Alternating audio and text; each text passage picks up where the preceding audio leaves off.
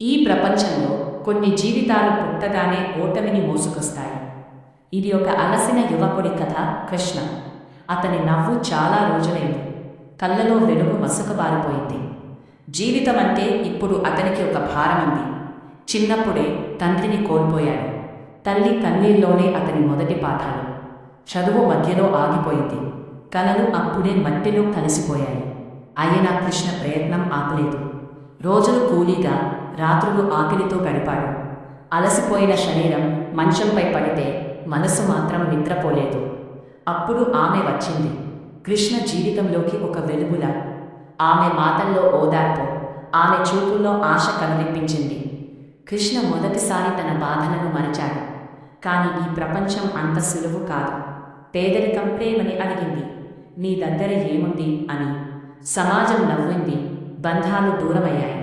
ఒకరోజు ఆమె వెళ్ళిపోయింది. వెళ్తే ముందు ఒక్క మాట కూడా చెప్పలేదు. ఆ రోజు కృష్ణ ఏడవలేదు, అరవలేదు. కేవలం మౌనంగా కూర్చున్నాడు.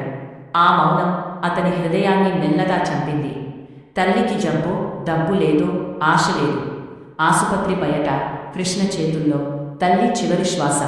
అప్పుడే అతను పూర్తిగా ఒంటరివాడయ్యాడు.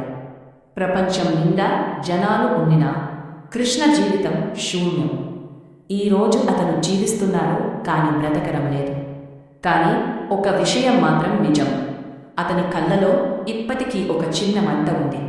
అది ఆశ కాదు, అది కోపం కాదు, అది బతకాల్సిన బాధ్యత.